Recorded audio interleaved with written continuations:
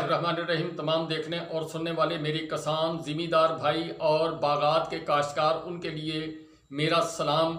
पिछली जो वीडियो मैंने की थी उसमें पोटाशियम नाइट्रेट के मतलब आपको आगाही देने की कोशिश की थी। उसके ऊपर चंद दोस्तों ने सवाल किए, मैंने कंपनी बताई थी, चंद लोगों ने क्वेश्चन उठाए थे।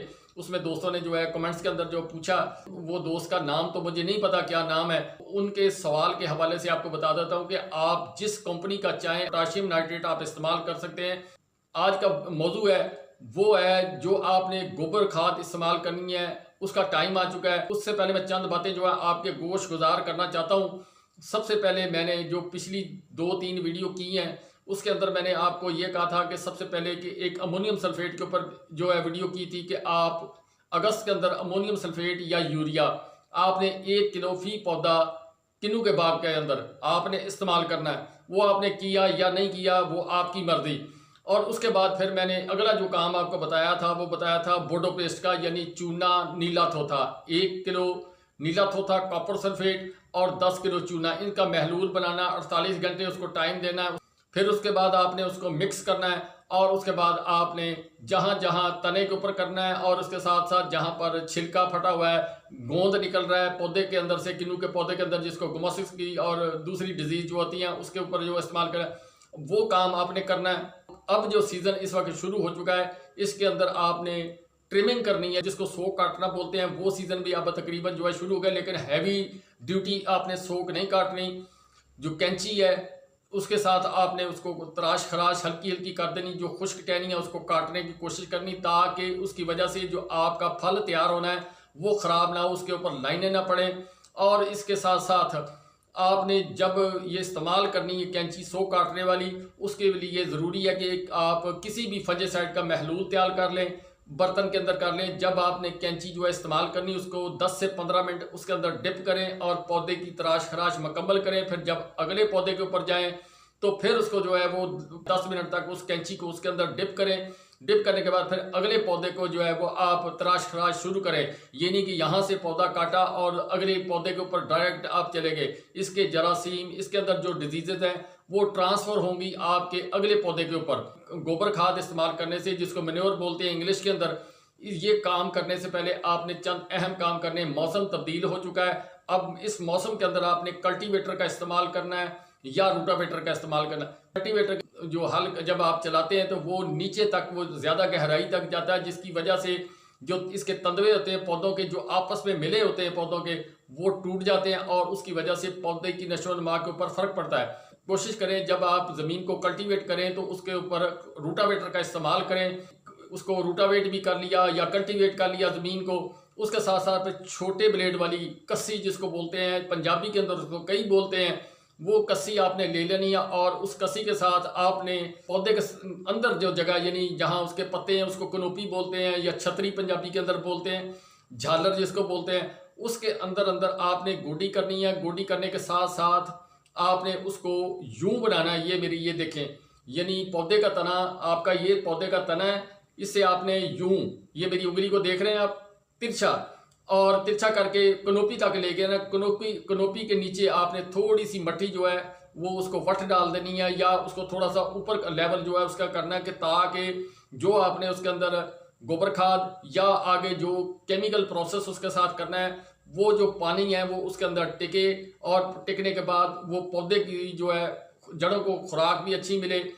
तना जो है वो आपका खुश्क रहना चाहिए। जब आप तने के साथ मिट्टी लगाएंगे तो वहाँ पर टर्माइट, जिसको दीमक बोलते हैं, वो अपने आंडे बच्चे का प्रोसेस करेगी। और इसके अलावा जो मिली बग और जिसको गिदड़ी वगैरह बोलते हैं, उसका जो है अमाजगा वहाँ पर वो तैयार होगी। गोडी इसलिए भी ज़रूरी है कि एक तो ज़मीन उलट पुलट होगी, दूसरा आगे जो चल के जो मिली बग उसके जो अंडा बच्चा वो प्रोसेस हो रहा है वो शुरू होगा, तो उसके अंदर आप जब गोडी करेंगे वो उसको जानवर खाएंगे और दीगर जो उसको हशरात हैं वो उसको खाएंगे, जो उसके अंडे को खाएंगे, लार्वे को खाएंगे। तो उसकी वजह से जो मिली बग का, गदड़ी का अटैक जो है वो आपके पौधे के ऊपर कम होगा। आज के प्रोग्राम के अंदर मैं आपको इतना बताना चाहता हूँ कि आपने जो है ज़मीन को इस हिसाब से तिरछा लेवल करना है। तिरछा लेवल करने के बाद छोटे ब्लेड से, यानी कस्सी जो छोटी है उससे आपने उसको गोडी करनी है। गोडी करने के बाद आपने जो है गोबर खाद का इंतज़ाम करना है। और एक बात, जितनी गोबर खाद की मैं तादाद बता रहा हूँ, अगर आपको गोबर खाद वैसी ना मिले, आप मुर्गी का फुजला वो इस्तेमाल करना चाहें तो ये जितनी मैं मकदार आपको बताऊंगा उसका हाफ या थोड़ा सा उससे कम रखना है। क्यों? उसके अंदर केमिकल्स होते हैं और वो ज़्यादा तेज़ होती है और बर्निंग हो जाती है। ख़ास तौर पर जो सब्जियात वगैरह हैं उनके अंदर जो मुर्गी की जो फुजला उसको इस्तेमाल करते हुए ज़रा एहतियात बहुत ज़्यादा करें। जब आपने गोबर ख़रीदना है तो उसके ऊपर आपको 2-3 चीज़ें जो है उसका ख्याल रखना चाहिए कि कोशिश करें खुश्क बिल्कुल गोबर जो है वो तलाश करें जो 2 या 3 माह पुराना हो, जो उसके अंदर जो प्रोसेस है मुकम्मल हो चुका हो, उसके अंदर नमी ना हो, वो गोबर आपने तलाश करना है। बाज़ ज़िम्मेदार जो है वो ये करते हैं कि घर से जानवर हैं उनके काफ़ी सारे, वो घर से जब सुबह को अपने ज़मीन पर जाते हैं, अपने पौधों की देखभाल के लिए आते हैं, अपने फसल की तरफ जाते हैं, तो वो गोबर जो है अपना उठा कर ले जाते हैं। एक तो वो घर के अंदर से गोबर का वो जो मटीरियल है वो खाली हो गया, और दूसरा जाकर वो डायरेक्ट जो है पौधे के अंदर डाल देते हैं। जो है प्रोसेस वो गलत है, उसकी वजह से आपके खेत के अंदर वो दीमक पैदा होगी और उसके अलावा दीगर नुकसानदेह जो जरासीम और हशरात वो पैदा होंगे, जिससे आपकी फसल या पौधा जो है उसको नुकसान होगा, उसकी जड़ डैमेज होगी और इसके साथ साथ पौधे की सेहत भी खराब होगी, फल है वो भी खराब होगा। गोबर है उसकी मैं मिकदार आपको बता देता हूं कि आपने क्या करना है। आपके पौधे की उम्र 5 साल से लेकर 10 साल तक है तो आपने 15 से 20 किलो फी पौधा आपने गोबर डालना है। फी पौधा, मैं ये फिर कह रहा हूं, 5 से 10 साल की उम्र का जो है पौधा है उसके अंदर आपने 15 से 20 किलो जो है वो गोबर डालना है। 10 साल से लेकर 15 साल तक जो उम्र है उसकी, उसके अंदर आपने डालना 40 किलो से लेकर 50 किलो तक। जो 15 साल से ऊपर पौधे हैं वो अब किसका 20 साल है, किसी का जो 17 साल का है, उनके लिए आपकी जो गोबर की मिकदार है वो है 50 किलो से लेकर 80 किलो तक।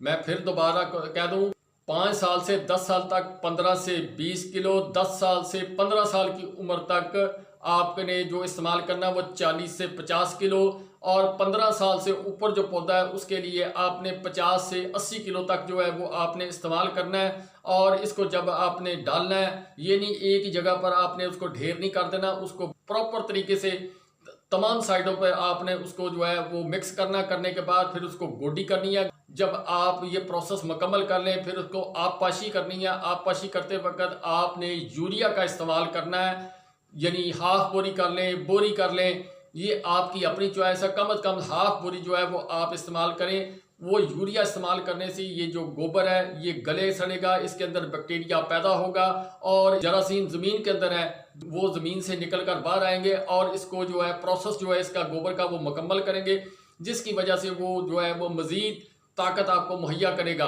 आप जो गोबर इस्तेमाल कर रहे हैं इससे फ़ायदा आपका ये होगा कि जो डीएपी इस वक्त ज़्यादा महंगी है, ये नहीं आप कहेंगे आप डीएपी नहीं डालें, माइनर मकदार के अंदर फास्फोरस होती है -0.5 या समथिंग ऐसी कुछ है, इतनी होती है, लेकिन इसके इस्तेमाल से आपकी जो है डीएपी जो फास्फोरसी खाद है और दीगर जो माइक्रो न्यूट्रिएंट्स है उनकी जो कुछ बचत आप कर सकते हैं। जहां पर आपने जो है डीएपी इस्तेमाल की है, जो 2 बोरियां इस्तेमाल कर रहे हैं वहां पर आप 1 बोरी से भी काम चला सकते हैं, 1.5 बोरी से भी काम चला सकते हैं। यानी पौधे के साथ में मैं आपको रेशो बताऊंगा अगली वीडियो के अंदर। 2 दफ़ा आपने खाद देनी है, दिसंबर के अंदर, जनवरी के अंदर। लेकिन उससे पहले पहले आपने ये तमाम काम जो मैंने आपको बताए हैं अगर आपने कर लिए उनमें से बहुत सारे तो ठीक है, नहीं किए तो आप अभी भी वक्त आप कर लें।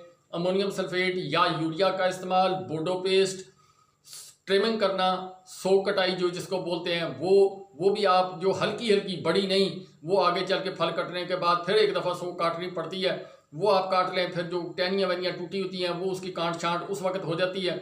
लेकिन अब जो आपकी की होगी उससे आपका फल जो लगा हुआ फल है वो डैमेज नहीं होगा। अभी दिन है, लेकिन ये नहीं कि आपने उसकी वजह से आपका फल का नुकसान हो।